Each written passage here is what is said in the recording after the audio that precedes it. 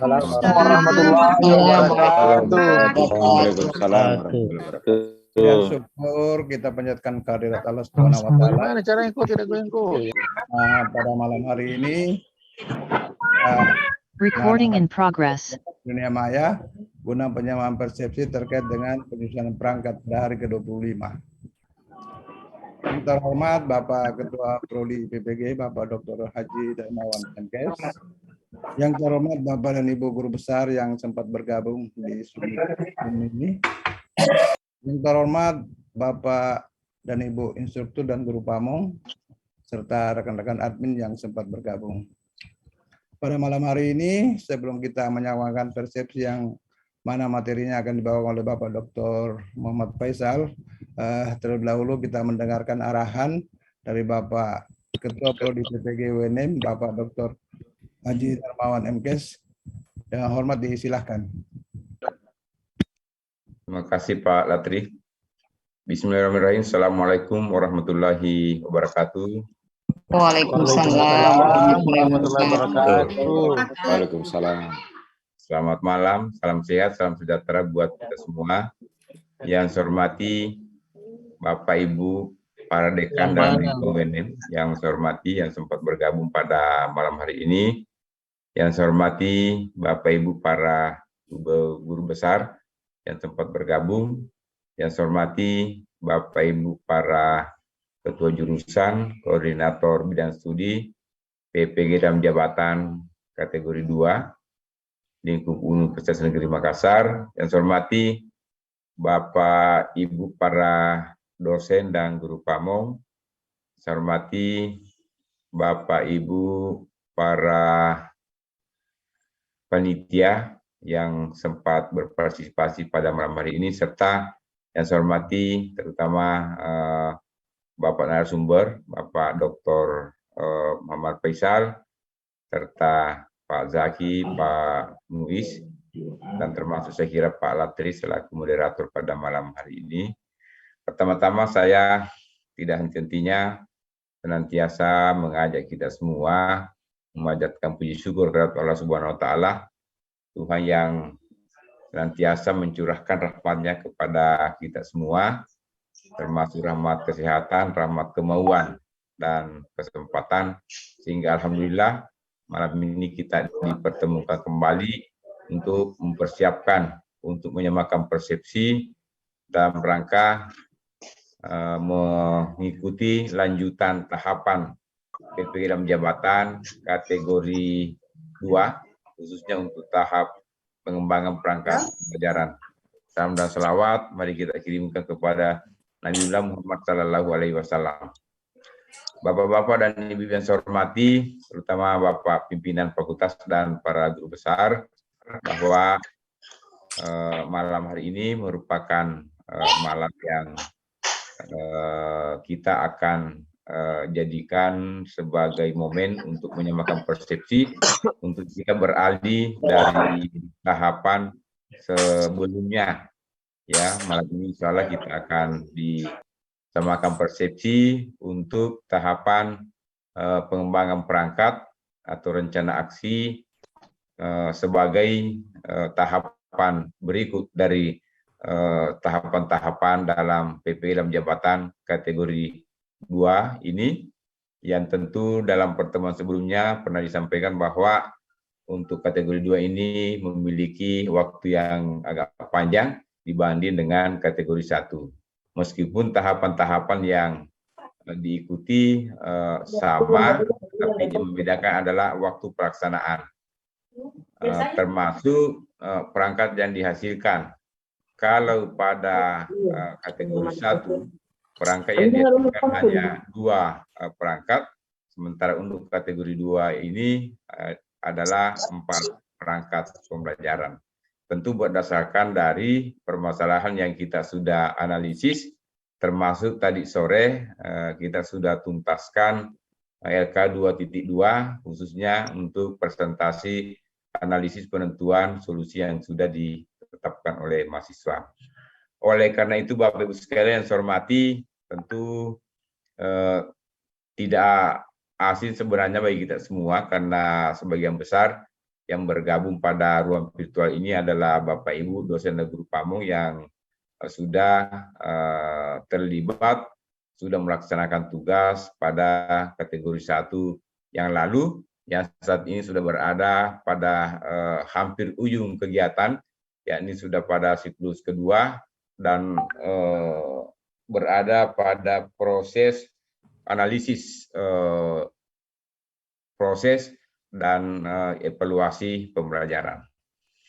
Dengan demikian, tentu hanya harapan yang kami dari pengelola PPG UNM menyampaikan harapan kepada Bapak Ibu sekalian, kiranya kebersamaan kita ya dalam mengawal PPG dalam jabatan di lingkup Universitas Negeri Makassar adalah betul-betul kita bisa melaksanakan secara optimal berdasarkan rambu-rambu, berdasarkan petunjuk yang sudah ditetapkan oleh Direktorat PPG yang dijabarkan oleh narasumber Pak Faisal di dalam rangka pelaksanaan PPG dalam jabatan, khususnya untuk tahapan yang insya Allah kita akan laksanakan pada malam hari ini adalah tahapan pengembangan perangkat pembelajaran. Hanya saja mungkin sedikit ada yang perlu mungkin dikoordinasikan dengan masing-masing koordinator bidang studi, bahwa dalam rangka perancangan pembelajaran atau rencana aksi itu ada topik-topik yang sudah disusun oleh masing-masing koordinator bidang studi agar ini akan menjadi acuan bagi kita semua untuk rancangan pembelajaran tersebut atau penyusunan perangkat pembelajaran yang sudah ditetapkan, sehingga para dosen pada guru pamong nanti tentu akan mengacu ke topik-topik yang sudah disiapkan oleh masing-masing koordinator bidang studi.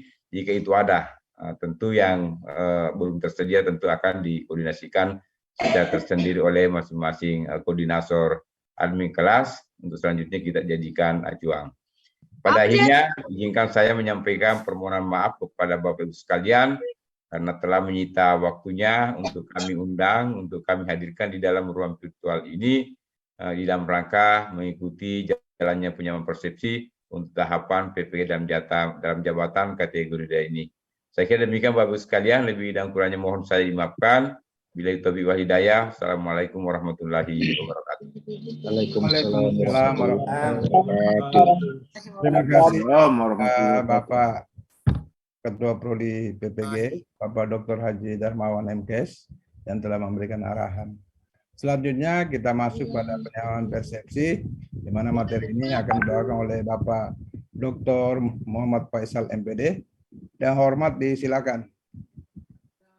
Belakang, kursi belakang.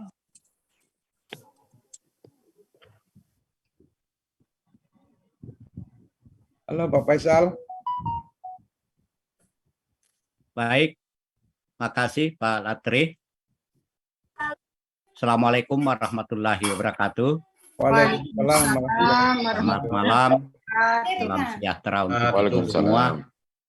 Yang saya hormati Ketua Prodi PPG Universitas Negeri Makassar, yang saya hormati Sekretaris Prodi PPG Universitas Negeri Makassar, yang saya hormati Bapak Ibu Dekan yang sempat bergabung pada malam hari ini, yang saya hormati Bapak Ibu Guru Besar yang juga masih menyempatkan diri untuk bersama kita pada malam hari ini untuk menyemakan persepsi.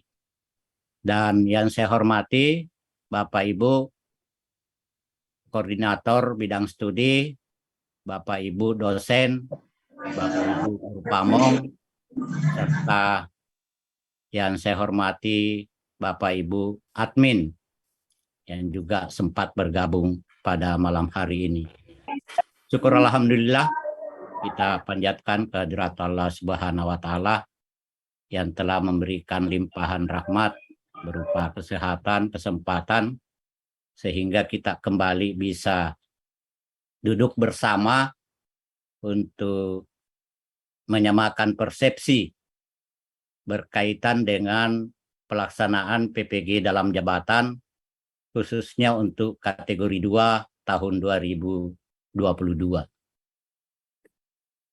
Alhamdulillah, kita kembali mengucapkan syukur karena tadi mahasiswa kita telah menyelesaikan langkah kelima, yaitu penentuan solusi.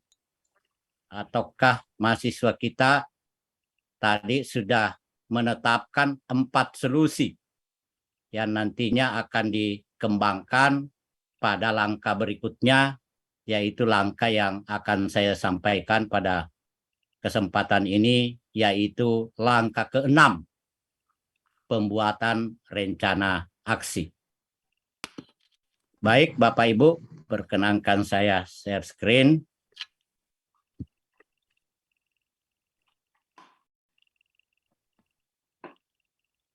Nah, dari apa yang saya tayangkan ini, tampak bagi kita bahwa untuk aktivitas pengembangan perangkat pembelajaran, khususnya bagi Bapak dan Ibu yang belum bertugas atau tidak bertugas pada langkah sebelumnya, ada 2 langkah yang telah dilalui oleh mahasiswa kita di dalam pengembangan perangkat pembelajaran ini, yaitu langkah ke-4, eksplorasi alternatif solusi, kemudian langkah ke-5, penentuan ataukah penetapan solusi, dan insya Allah besok Bapak Ibu kita akan mulai masuk pada langkah ke-6, yaitu pembuatan rencana aksi yang akan dilaksanakan selama 9 hari.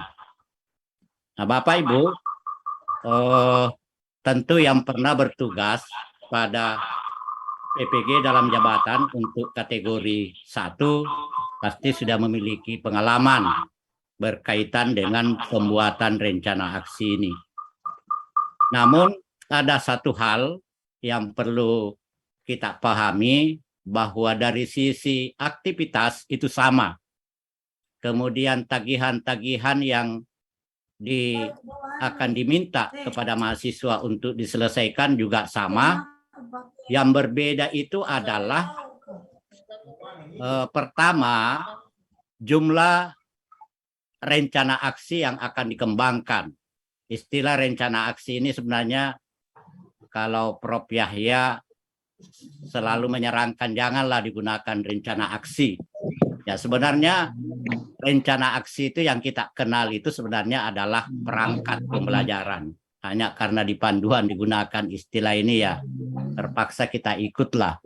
Menurut Prof. Yahya itu menakutkan sebenarnya kalau menggunakan rencana aksi, kelakar beliau.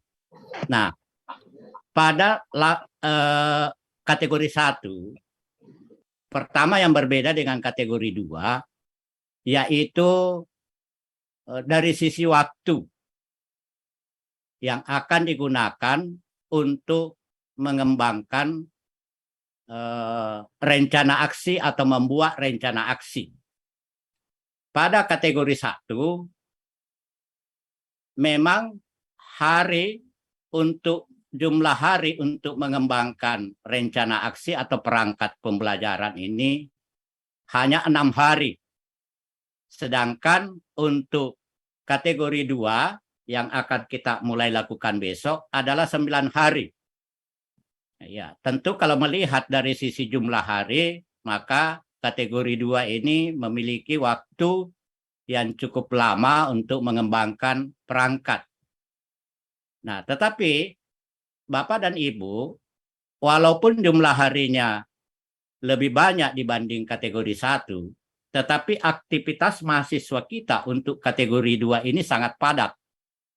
Karena untuk kategori 1 memang hanya 6 hari, tetapi hanya 2 rencana aksi yang dikembangkan. Dengan kata lain 2 perangkat.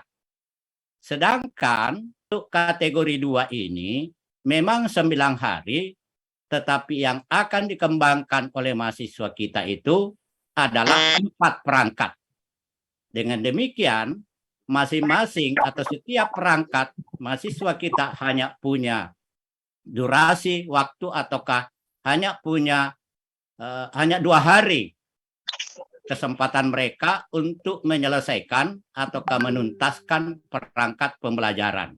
Nah, inilah makanya saya katakan untuk kategori 2 ini tampaknya waktu bagi mahasiswa kita itu cukup cukup sempit ataukah padat sehingga memang mereka atau mahasiswa kita perlu mengatur ataukah mengelola waktunya dengan baik karena satu perangkat itu waktu bagi mereka untuk mengembangkannya adalah hanya 2 hari, di mana satu perangkat itu terdiri dari RPP, bahan ajar, media, LKPD, dan instrumen penilaian. Dan setiap perangkat atau setiap rencana aksi disusun ataukah dikembangkan untuk 2 kali pertemuan. Bapak Ibu, pada langkah sebelumnya, yaitu tadi mahasiswa kita telah menyelesaikan LK 2.2. Di LK.2 ini ada kolom yang sangat penting untuk dijadikan patokan bagi mahasiswa kita untuk mengembangkan perangkat pembelajaran atau rencana aksi, yaitu solusi yang relevan. Nah, untuk itulah Bapak dan Ibu yang bertugas besok tentu harus melihat, mencermati kembali atau meminta mahasiswa kita untuk menunjukkan atau memperlihatkan solusi yang relevan yang telah ditetapkan pada tahap sebelumnya atau langkah sebelumnya. Mengapa ini perlu saya ingatkan kepada Bapak dan Ibu? Pengalaman di kategori 1, LK 2.2 ini yang telah disusun begitu dari waktu ke waktu di bawah bimbingan dosen dan pamong, ternyata LK.2 2.2 ini hanya berhenti pada langkah yang sebelumnya. Tetapi setelah masuk kepada penyusunan rencana aksi atau pengembangan perangkat pembelajaran, LK 2.2 ini diabaikan oleh mahasiswa. Jadi mereka mengembangkan perangkat sesuai keinginannya. Padahal seharusnya perangkat yang dikembangkan itu adalah berkaitan erat dengan solusi yang relevan yang telah ditetapkan pada LK 2.2. Karena solusi yang relevan ini adalah solusi ataukah pemecahan permasalahan yang telah dieksplorasi sebelumnya dan telah ditetapkan akar masalahnya. Di mana ada 4 solusi yang telah disiapkan oleh mahasiswa kita. Dengan kata lain, tentu saja ada 4 perangkat nanti, di mana antara perangkat yang satu dengan yang lainnya tentu memiliki solusi yang berbeda karena memiliki permasalahan yang berbeda. Nah, inilah kembali saya memohon kesediaan Bapak dan Ibu untuk mengingatkan mahasiswa kita agar mengembangkan perangkat itu betul-betul sesuai dengan solusi yang relevan. Misalnya jika mahasiswa kita yang dijadikan solusi adalah model pembelajaran berbasis masalah, maka mahasiswa yang bersangkutan tentu saja harus fokus memperhatikan model pembelajaran terutama pada langkah kegiatan ataukah pada KBM-nya. Yang memilih solusi media sebagai solusi, ya tentu saja diharapkan, diingatkan kepada mahasiswa agar betul-betul mengembangkan media yang tentu lebih baik dibandingkan dengan temannya yang mengembangkan media tetapi bukan merupakan suatu solusi. Ya sama dengan model. Misalnya si A memilih model PBL sebagai solusi, sedangkan si B adalah juga menggunakan model PBL tetapi bukan sebagai solusi, tentu harapan kita langkah-langkah pembelajaran yang dikembangkan oleh si A itu jauh lebih baik, jauh lebih sistematis, jauh lebih inovatif dibandingkan dengan si B. Karena PBL yang dikembangkan oleh si B itu bukan sebagai solusi yang akan digunakan dalam proses pembelajaran. Nah, rencana aksi 1 ini, Bapak dan Ibu, kita mulai hari ke-25, yaitu besok dan lusa. Dengan demikian, hanya 2 hari seperti yang saya sampaikan tadi, mahasiswa kita punya waktu atau kesempatan untuk menyelesaikan 1 perangkat, dan setiap perangkat itu dirancang untuk 2 kali pertemuan. Nah, yang dikerjakan mahasiswa kita besok, ya tentu saja antara lain kita memberikan arahan berkaitan dengan apa yang saya sampaikan tadi, mengingatkan atau menunjukkan kembali bahwa yang dijadikan pedoman pertama adalah solusi yang telah ditetapkan sebelumnya. Dengan demikian, masalah 1 misalnya, itulah yang harus diperhatikan baik-baik apa solusinya untuk perangkat 1. Selain itu juga harus kita menuntun, membimbing mahasiswa kita untuk menyampaikan, membimbing berkaitan dengan bagaimana format RPP dan bagaimana mengembangkan RPP yang baik. Dengan demikian, tagihannya Bapak dan Ibu untuk besok itu adalah lusa, kita sudah tagih, adalah perangkat pembelajaran inovatif untuk rencana aksi 1, di mana 1 rencana aksi minimal 2 kali pertemuan.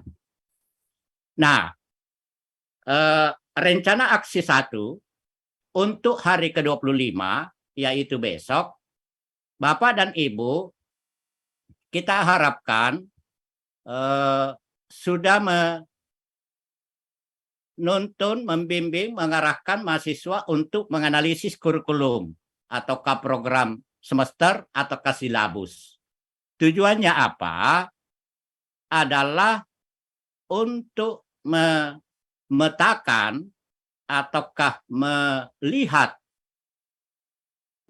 kira-kira pada PPL nanti materi apa yang akan diajarkan pada saat minggu-minggu dan waktu yang telah ditetapkan untuk pelaksanaan PPL. Terutama bagi mahasiswa yang telah menjadikan topik tertentu atau materi tertentu, tentu harus melihat program semester. Kira-kira pada minggu keberapa atau tanggal berapa materi tersebut berjalan, dalam arti berlangsung proses pembelajarannya di tempat mereka akan praktik mengajar. Oleh karena itu, Bapak dan Ibu, di awal-awal pertemuan pertama yang perlu diingatkan adalah mahasiswa kita agar mencermati dengan baik khususnya program semester yang ada di sekolah masing-masing, sehingga sudah bisa memperkirakan dan ataukah menentukan kira-kira topik apa ataukah materi apa yang nantinya akan dikembangkan perangkatnya atau disusun rencana aksinya untuk masalah 1 dan solusi 1. Begitu pula untuk masalah kedua dan solusi kedua sampai dengan masalah yang keempat. Setelah itu tentu kita memberikan panduan, memberikan bimbingan ataukah memberikan tuntunan berkaitan bagaimana menyusun perangkat, terutama format perangkat pembelajaran yang akan digunakan. Apakah baik format RPP maupun format-format yang lainnya. Khusus untuk format Bapak, Ibu, baik untuk format RPP maupun untuk format bahan ajar, format LKPD, format media, dan instrumen penilaian, mahasiswa kita bisa melihat dan mengunggahnya di mendownloadnya di LMS. Setelah itu, mahasiswa diberikan waktu atau kesempatan untuk memulai menyusun RPP. Jadi hari pertama, yaitu hari ke-25, mahasiswa kita diarahkan untuk menyusun RPP dan diingatkan supaya diselesaikan besok. Karena untuk hari ke-26 lusa, mahasiswa kita akan melanjutkan aktivitas untuk menyelesaikan perangkat pembelajarannya. Nah, setelah RPP selesai, maka kita ingatkan mahasiswa kita juga untuk melanjutkan menyusun bahan ajar. Inilah yang Bapak dan Ibu aktivitas utama mahasiswa kita besok, mulai menganalisis khususnya program semester, lalu mencermati format dan bagaimana mengisi format perangkat pembelajaran, lalu menyusun RPP, kemudian melanjutkan dengan kegiatan menyusun bahan ajar. Nah, untuk bahan ajar ini Bapak dan Ibu, jika sekiranya besok tidak bisa diselesaikan, maka bisa kita pindahkan atau kabar lanjut pada hari ke-26, yaitu lanjutan penyusunan bahan ajar. Nah, sebagai bahan Bapak dan Ibu yang bisa disampaikan kepada mahasiswa berkaitan dengan analisis program semester ini, dapat kita mengacu pada jadwal pelaksanaan pembelajaran untuk PPG dalam jabatan ini, di mana untuk pembuatan rencana aksi mulai besok 22 September sampai 1 Oktober, kemudian pembuatan rencana evaluasi 3 sampai dengan 6 Oktober, selanjutnya uji komprehensif tanggal 7 sampai dengan 10 Oktober, dan yang saya beri warna merah, inilah yang penting. Mahasiswa kita catat dengan baik, lalu melihat kalender akademik, di mana kegiatan PPL atau rencana aksi itu akan dilaksanakan mulai tanggal 11 Oktober sampai dengan 12 Desember tahun 2022. Nah, dari sini Bapak dan Ibu, mahasiswa kita tentu bisa memperkirakan untuk kira-kira tanggal 12 Oktober, 13 Oktober, misalnya untuk perangkat pertama di mahasiswa akan turun pada 12 Oktober, harus mencermati program semester ataukah silabus yang ada di sekolah masing-masing, materi apa atau topik apa, ataukah kompetensi dasar apa yang nantinya sesuai jadwal itu akan berjalan pada tanggal 12 Oktober, 13 Oktober, dan seterusnya. Mengapa saya mengatakan 12 Oktober? Karena di awal PPL itu, ataukah hari pertama PPL, selalu dimulai dengan kegiatan untuk preparasi ataukah persiapan-persiapan yang akan dilakukan oleh mahasiswa kita sebelum melaksanakan PPL. Nah, mengenai format RPP, saya kira ini format yang masih menggunakan format yang kita pakai sekarang ini, yaitu kurikulum 2013, yaitu format yang komponennya lengkap, yaitu dimulai dengan identitas, kemudian KE, lalu kompetensi dasar dan indikator pencapaian kompetensi, kemudian tujuan pembelajaran, ya, materi pembelajaran pada butir D ini yang ditulis oleh mahasiswa itu hanya topik-topik atau judul dari materi pembelajaran, karena uraian material lengkap itu dikembangkan mahasiswa kita pada pengembangan materi ataukah bahan ajar. Jadi disampaikan bahwa pada butir D belum berupa uraian materi atau paparan materi, tetapi hanya berisi topik utama ataukah judul dari materi pembelajaran tersebut. Selanjutnya pendekatan yang akan digunakan, model yang akan digunakan, dan metode pembelajaran. Pada butir F, kegiatan pembelajaran meliputi 3 kegiatan utama, yaitu pendahuluan, inti, dan akhir ataukah penutup. Lalu pada kolom kedua adalah deskripsi kegiatan untuk pendahuluan, inti maupun penutup, dan alokasi waktu untuk masing-masing kegiatan utama tersebut. Berikutnya, Bapak Ibu, media, alat, bahan, dan sumber belajar. Media atau alat apa yang digunakan, bahan, lalu sumber belajar yang akan digunakan ataukah dipakai. Kemudian H, yaitu 1, jenis dan teknik penilaian. Jadi mahasiswa kita diharapkan untuk menuliskan jenis untuk penilaian sikap. Cukup dituliskan belum ada penilaian, belum ada instrumen. Karena ini juga kalau kita tidak ingatkan, maka mahasiswa kita pada saat melihat atau masuk pada butir H itu langsung memunculkan soal-soal. Padahal soal dan rubrik dari soal tersebut itu nanti akan dikembangkan secara khusus pada pengembangan instrumen penilaian. Jadi untuk penilaian pada RPP ini hanya menyebutkan jenis penilaian sikap, ya tentu saja pada umumnya adalah non-tes, pengetahuan adalah tes, keterampilan adalah tes, lalu teknik sikap itu ya yang umum adalah observasi, tetapi bisa saja menggunakan teknik yang lain, misalnya penilaian antar teman ataukah jurnal sikap dan sebagainya. Kemudian pengetahuan, ya tekniknya ya bisa saja tertulis atau lisan, dan tertulis harus dituliskan bentuknya. Ya, misalnya saja tertulis pilihan ganda, esai ataukah uraian.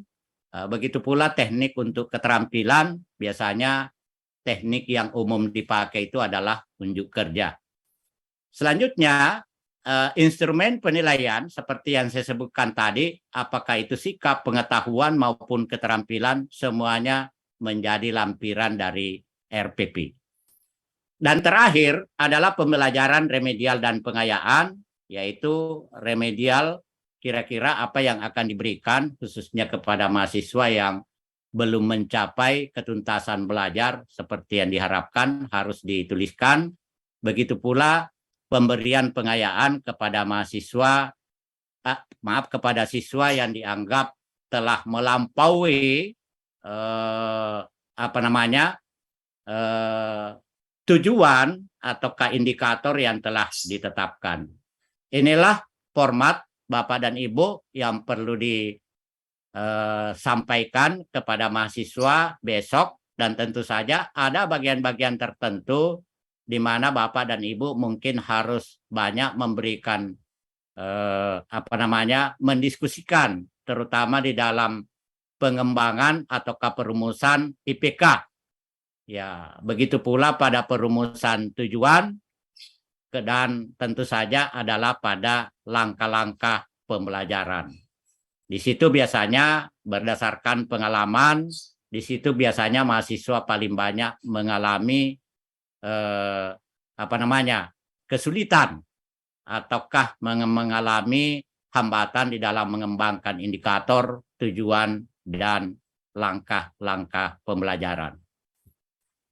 Selanjutnya, Bapak dan Ibu, untuk format bahan ajar, karena besok mahasiswa kita juga sudah mulai mengembangkan, yaitu formatnya adalah seperti ini di LMS juga sudah ada, judul materi atau bahan ajar, sekolah, mata pelajaran, kelas, semester, tujuan pembelajaran, saya kira tinggal memindahkan dari RPP, lalu uraian materinya. Jadi bagian B itu adalah uraian materi berdasarkan tujuan yang akan dicapai. Lalu di materi itu biasanya dilengkapi latihan dan kalau ada ataukah ada soal-soal, tentu kalau ada latihan atau soal disertai dengan kunci jawaban dan rubrik, dan terakhir adalah daftar pustaka. Nah, hari ke-26 Bapak dan Ibu, yaitu mahasiswa kita masih melanjutkan aktivitas untuk mengembangkan perangkat untuk rencana aksi yang pertama, yaitu melanjutkan aktivitas penyusunan bahan ajar jika memang besok tidak diselesaikan ataukah tidak sempat diselesaikan, maka hari terakhir, hari ke-26, mahasiswa kita bisa lanjut untuk menyusun bahan ajar pada hari kedua, yaitu hari ke-26. Setelah itu menyusun media, menyusun LKPD, dan yang terakhir adalah menyusun instrumen penilaian. Untuk media, Bapak dan Ibu juga sudah diberikan format untuk media, yaitu antara lain yang perlu ditulis pada bagian. Jadi ini Bapak Ibu bukan hanya ini yang kita harapkan diselesaikan oleh mahasiswa, karena ada terkadang mahasiswa kita salah persepsi bahwa untuk media pembelajaran yang diisi hanya format ini, padahal media yang sesungguhnya yang dikembangkan oleh mahasiswa itu dijadikan lampiran dari untuk format ini.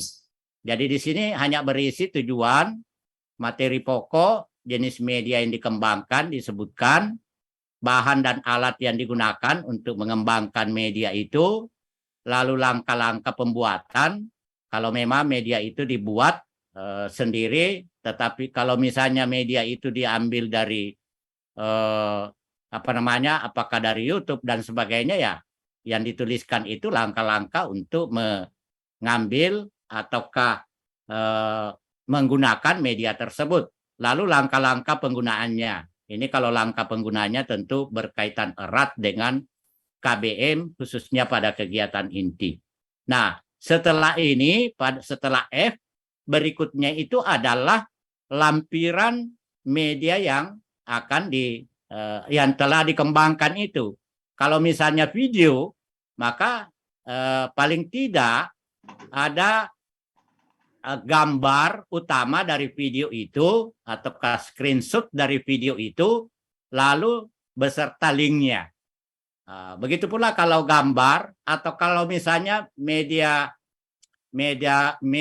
konkret, maka ya tentu saja mungkin media itu difoto kemudian dilampirkan pada media pembelajaran ini. Jadi jangan sampai terjadi, dan sering kita temukan yang dikerjakan oleh mahasiswa kita itu adalah hanya mengisi format ini. Padahal harapan kita itu adalah media yang akan digunakan itu dijadikan ataukah dilampirkan setelah mengisi format media pembelajaran. Berikutnya format LKPD, saya kira ini biasa saja Bapak dan Ibu, ada nama kelompok kalau memang LKPD-nya dikerjakan secara kelompok.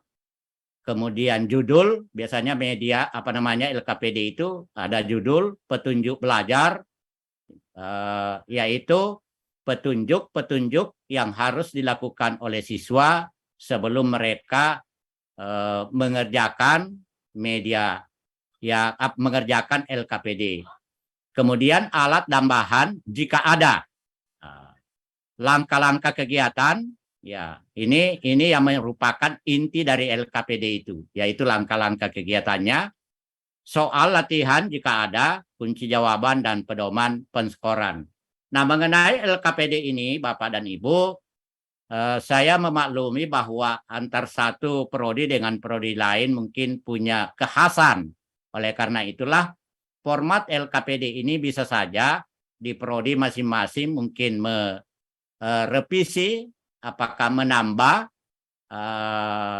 butir yang perlu. Misalnya kalau eksperimen, jangan sampai ada prodi tertentu ya LKPD-nya itu otomatis adalah eksperimen. Maka tentu di sini bisa saja kita revisi sesuai dengan kebutuhan dengan catatan prodi menyepakati format LKPD-nya itu, sehingga untuk satu prodi itu adalah tidak muncul format LKPD yang berbeda-beda. Kalaupun berbeda, itu tidak ada masalah jika perbedaan itu antara prodi A dengan prodi B ada perbedaan, itu tidak masalah. Tetapi yang kita harapkan tidak ada perbedaan adalah pada satu prodi. Jadi silakan Bapak Ibu, khususnya prodi-prodi tertentu, biasanya prodi di MIPA, pada umumnya ada eksperimen, ya silakan ditambahkan butir berkaitan dengan eksperimen. Bapak dan Ibu, untuk penilaian, jadi format penilaian, saya kira kita mulai meminta mahasiswa untuk membuat atau menyusun kisi-kisi penulisan soal. Ini adalah identitasnya. Lalu kisi-kisi yang harus itu tuh. adalah Itu nomor. yang saya bilang tadi, kenapa tadi bawa? Nah, Ya, dimulai dengan KD, kompetensi dasar. Ini saya kira tinggal menyalin dari RPP, materi, ya pokok tentu saja pokok materi, indikator soal. Jadi ini bukan indikator pencapaian kompetensi, tetapi yang diisikan di sini adalah indikator soal, lalu level kognitifnya, nomor soal, kemudian bentuk soal. Jadi misalnya untuk KD ini mungkin saja pertama ada KD pengetahuan, ada KD keterampilan, maka harus dituliskan materi untuk pengetahuan, begitu pula keterampilan dan seterusnya. Berikutnya adalah instrumen penilaian sikap. Ya, adalah modelnya seperti ini, kompetensi dasar. Ya, pada umumnya yang mengapa saya tulis 2 titik-titik itu adalah mengacu pada kompetensi sikap sosial.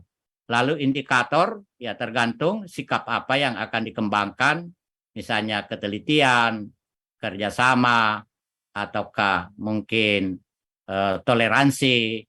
Lalu teknik apa yang digunakan, saya kira ini sudah ada di RPP, sudah ditetapkan. Lalu instrumennya menggunakan apa, kemudian rubriknya terlampir. Karena rubriknya ini biasanya panjang, sehingga kalau sulit dituliskan pada tabel ini, boleh dilampirkan.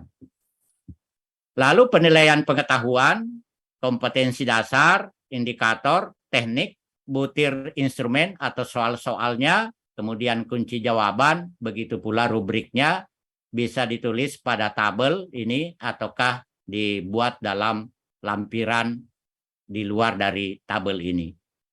Yang terakhir adalah instrumen penilaian keterampilan, KD, indikator, teknik, butir instrumen, ataukah soal, ataukah tugas. Biasanya kalau keterampilan itu banyak-banyak dalam bentuk tugas, ataukah perintah, atau aktivitas yang harus dilakukan oleh oleh siswa.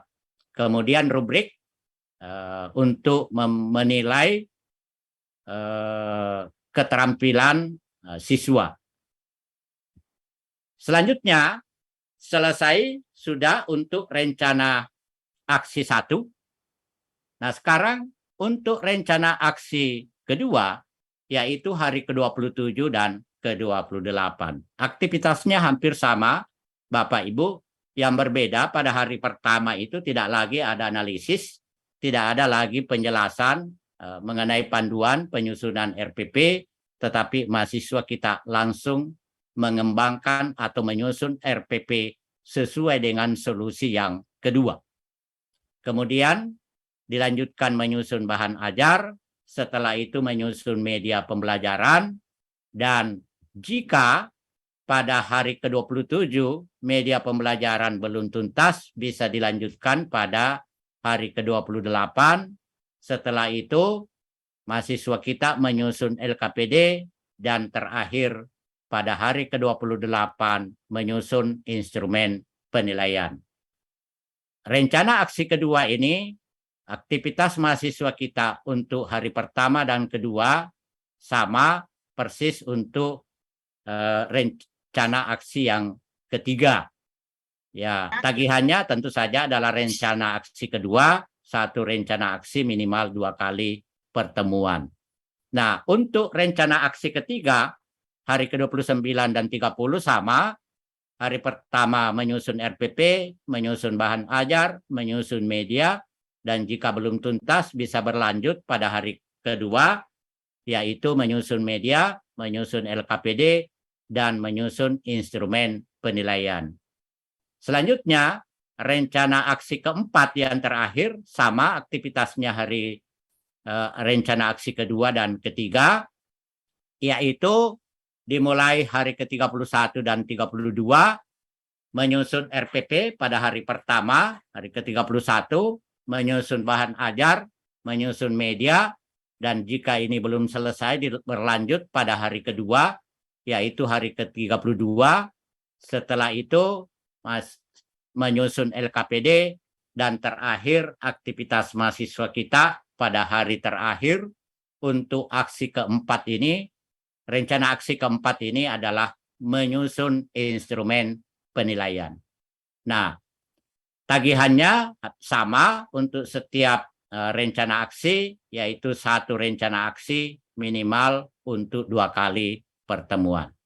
Nah, jika kita simpulkan rencana aksi 1 sampai dengan 4, maka akan seperti ini, yaitu rencana aksi 1 hari ke-25 menganalisis kurikulum, panduan penyusunan RPP, menyusun RPP, menyusun bahan ajar, lalu hari ke-26 menyusun bahan ajar lanjutan dari hari ke-25, menyusun media, menyusun LKPD, menyusun instrumen.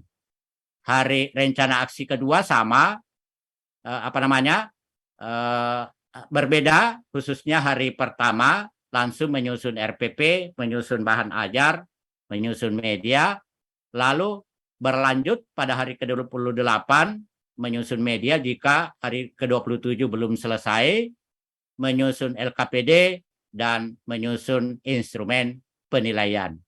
Aktivitas mahasiswa kita untuk rencana aksi kedua ini sama persis untuk rencana aksi ketiga maupun rencana aksi keempat.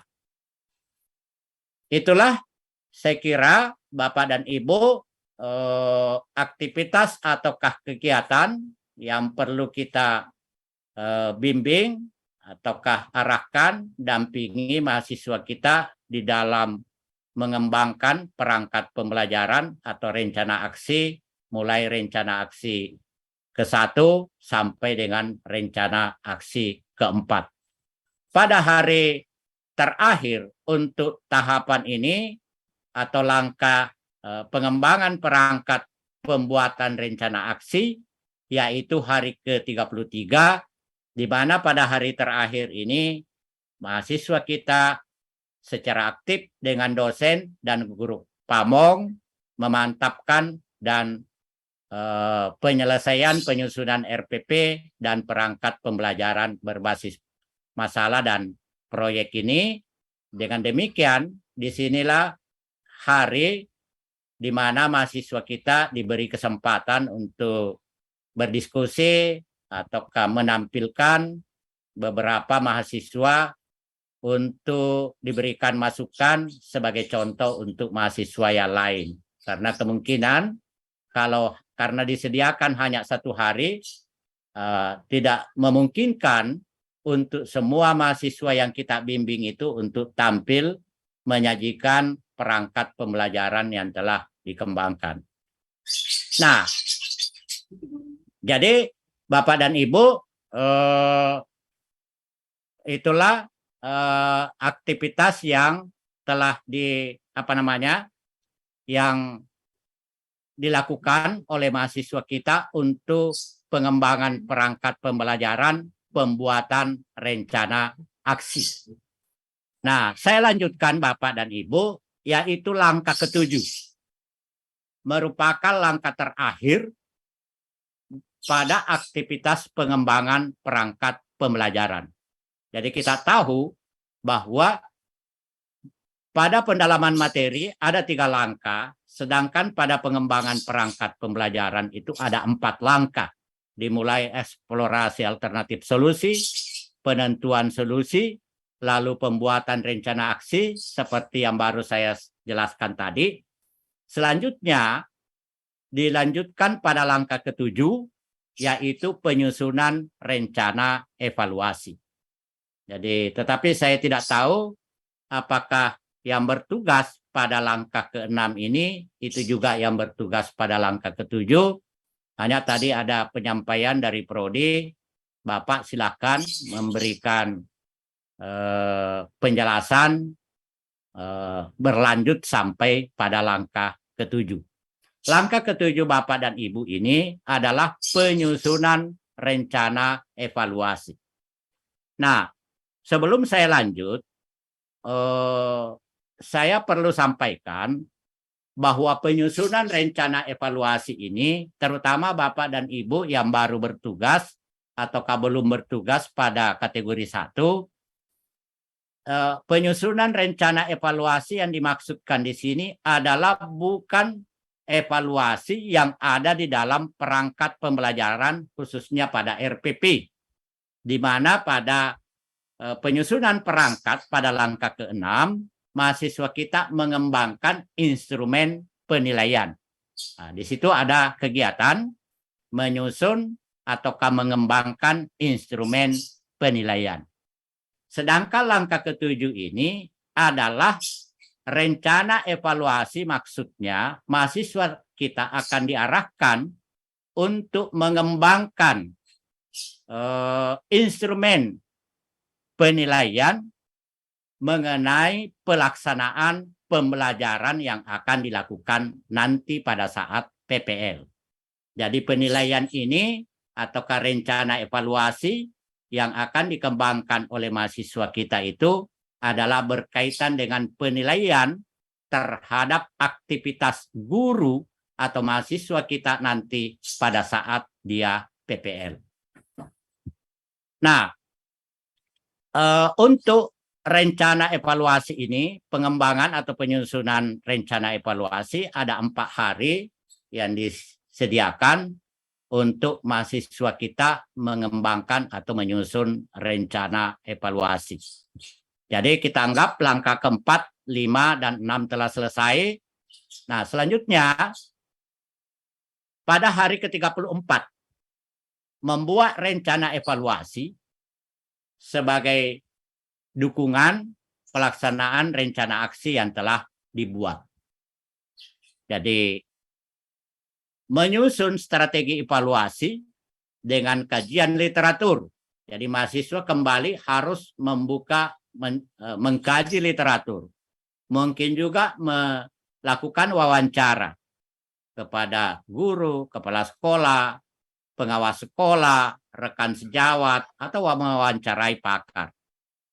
Apa yang mereka perlu kaji dan lakukan wawancara adalah untuk menyiapkan rencana evaluasi yang akan dipakai nanti mengevaluasi dirinya pada saat melakukan praktik mengajar atau PPL. Apa yang mereka bisa kembangkan?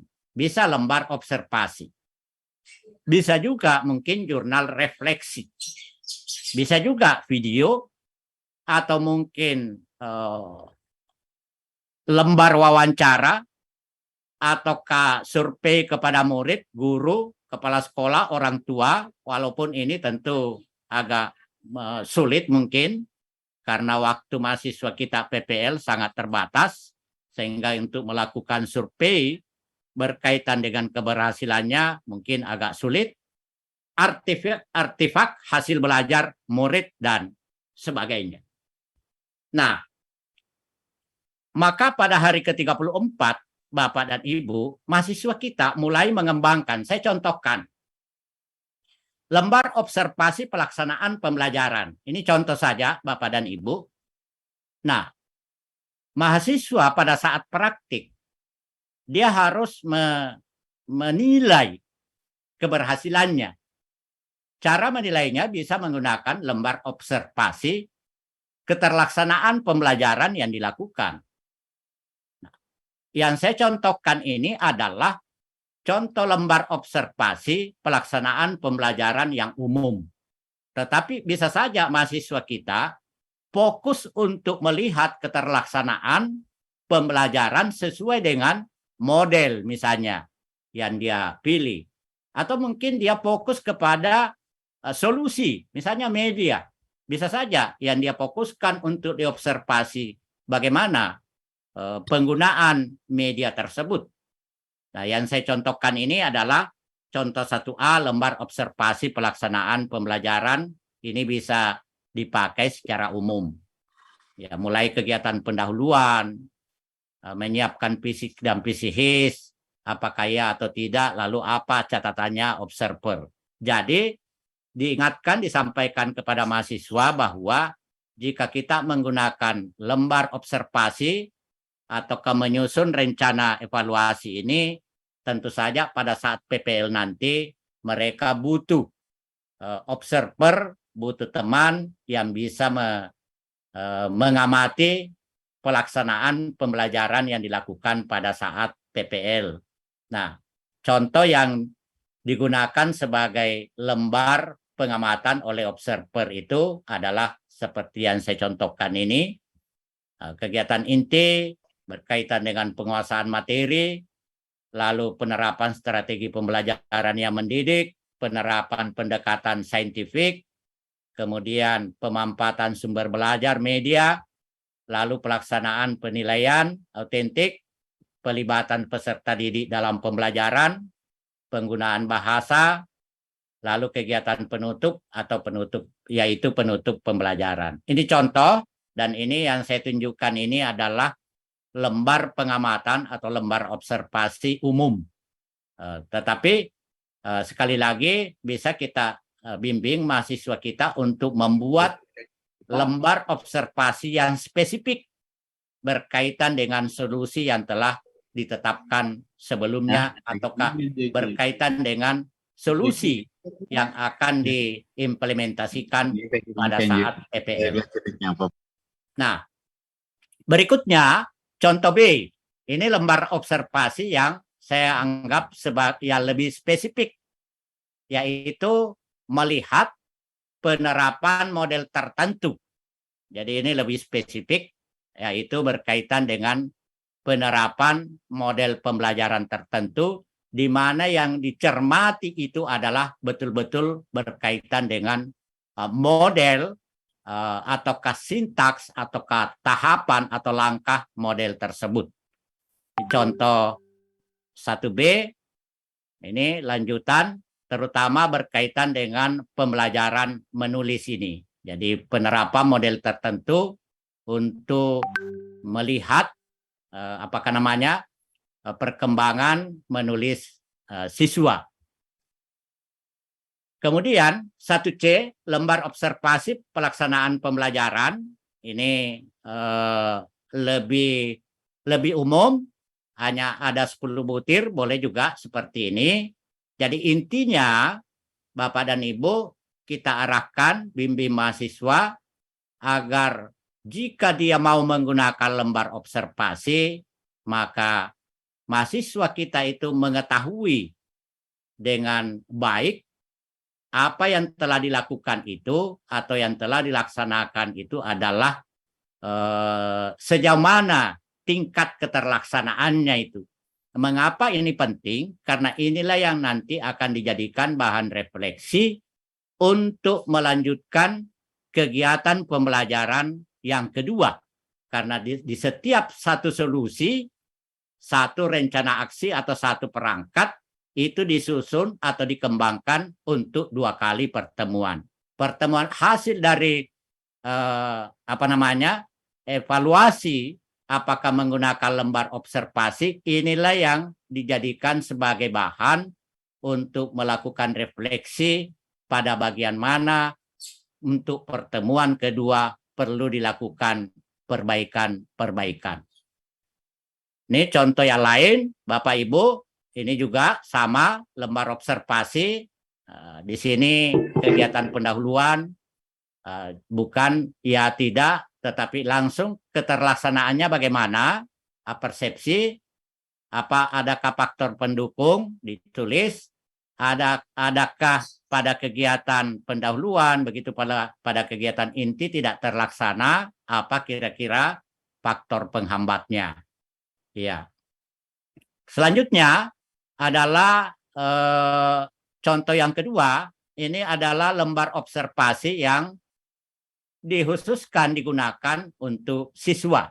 Jadi bukan hanya aktivitas guru, tetapi mahasiswa kita juga bisa diarahkan untuk mengembangkan lembar, menyusun atau menyiapkan lembar observasi melihat aktivitas siswa di dalam proses pembelajaran. Terutama jika memang yang dipersoalkan itu adalah berkaitan dengan keaktifan siswa, berkaitan dengan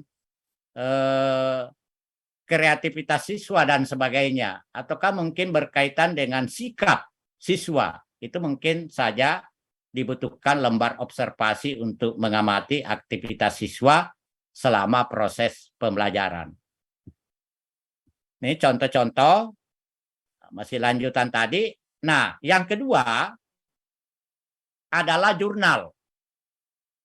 Jadi bisa lembar observasi, bisa mahasiswa kita menyiapkan jurnal mengajar. Nah, mungkin ada yang bertanya, apakah boleh ada lembar observasi sekaligus ada jurnal? Boleh saja. Jadi mahasiswa menyiapkan lembar observasi sekaligus menyiapkan jurnal mengajar. Nah, kalau jurnal ini contohnya, ini hanya contoh, Bapak Ibu silahkan dikembangkan di prodi masing-masing. Kira-kira mana, kalau jurnal misalnya, kira-kira mana yang tepat. Dan saya kira banyak contoh jurnal mengajar. Kendala yang terjadi selama proses pembelajaran, adakah ketidaksesuaian antara rencana dengan pelaksanaan, mungkin saja malah ada kasus atau permasalahan yang muncul. Nah, kalau kendala 1, 2, 3, dan seterusnya. Contoh lain, jurnal mengajar, kasus yang ditemukan, faktor penyebab, alternatif, solusi atau tindakan yang nanti mungkin bisa dilakukan sebagai bentuk tindak lanjut pada pembelajaran yang berikutnya. Nah, hari ke-35, nah mungkin ada yang Bapak dan Ibu tadi baru contoh lembar observasi, contoh jurnal, dan tadi ada yang dinyatakan bahwa bukan hanya lembar observasi, bukan hanya jurnal, tapi bisa saja mahasiswa itu justru yang dijadikan sebagai rencana evaluasi itu adalah artefak. Ya, artefak itu sebenarnya ya kalau kita maknai yang umum ya benda-benda atau alat yang merupakan hasil kecakapan manusia di masa lampau. Ya, tetapi itu kalau kita berbicara berkaitan dengan arkeologi. Nah, sedangkan artefak yang dimasukkan dalam pembelajaran ini adalah merupakan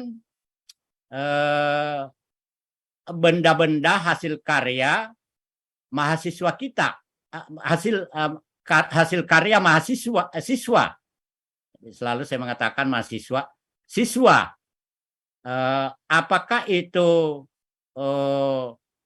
catatan siswa, jurnal harian siswa, hasil karya siswa, mungkin saja itu berupa gambar atau poster, stiker, lukisan, ataukah dokumen-dokumen yang lain, misalnya fotografi, atau mungkin ada peralatan-peralatan tertentu, karya-karya tertentu. Nah, artefak ini bagaimana caranya digunakan sebagai alat keberhasilan ataukah sebaliknya untuk mengetahui keberhasilan seorang guru dalam mengajar? Tentu saja artefak itu dilihat tingkat keberhasilannya hari demi hari, terutama dibandingkan pada saat mahasiswa sedang praktek itu. Apakah ada peningkatan? Apakah ada pengembangan yang dimunculkan, dihasilkan oleh siswa yang merupakan hasil dari pengalaman belajar atau proses pembelajaran yang telah dilakukan. Mungkin ada juga yang mengatakan bahwa sebenarnya artefak itu bisa saja itu adalah merupakan portofolio kumpulan hasil kerja siswa. Ya, ini juga biasa dimaknai bahwa portofolio kumpulan hasil kerja siswa itu itulah sebenarnya artefak. Jadi merupakan atau apa saja yang menjadi koleksi pribadi hasil pekerjaan seorang siswa yang bersifat individual, yang bisa menggambarkan atau merefleksikan taraf pencapaian, kegiatan belajar, kekuatan, dan pekerjaan terbaik siswa tersebut. Nah, hanya memang penggunaan artefak di dalam proses penilaian nanti pada saat PPL mungkin saja mahasiswa kita sedikit akan mengalami kesulitan karena artefak itu tentu harus dikumpulkan kembali hasil karya mahasiswa yang telah mereka telah buat pada masa-masa yang lalu ataukah proses-proses pembelajaran yang sebelumnya. Baik, Bapak dan Ibu, selanjutnya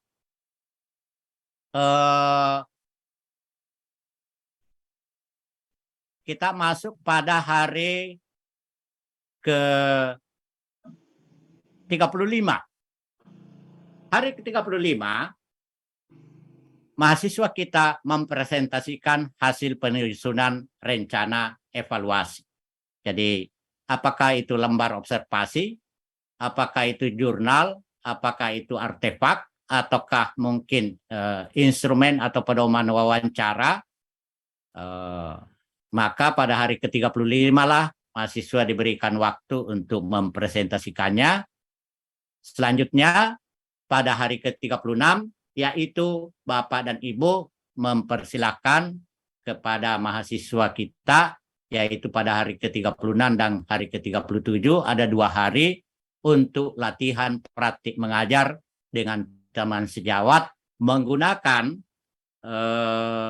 salah satu perangkat pembelajaran yang telah dikembangkan sesuai dengan rencana aksi yang terpilih, di mana pada praktik mengajar tersebut mahasiswa diberikan waktu selama 40 sampai 50 menit dan dilakukan perekaman karena rekamannya ini akan diunggah masuk ke dalam LMS. Ya, komponen penilaian untuk aktivitas kita khususnya penilaian desain pembelajaran inovatif ini secara keseluruhan seperti ini, yaitu penilaian proses kegiatan, penilaian produk berupa LK, penilaian produk perangkat. Nah, ini yang ketiga yang kita punya pekerjaan, yaitu menilai produk perangkat 4 rencana aksi dan rencana evaluasi, lalu menilai pelaksanaan peer teaching, dan terakhir adalah kehadiran. Terima kasih Bapak dan Ibu, semoga apa yang saya sampaikan bisa menjadi panduan bagi Bapak dan Ibu untuk melaksanakan tugas insya Allah mulai besok. Terima kasih. Assalamualaikum warahmatullahi wabarakatuh. Waalaikumsalam warahmatullahi wabarakatuh. Terima kasih kepada Bapak Dr.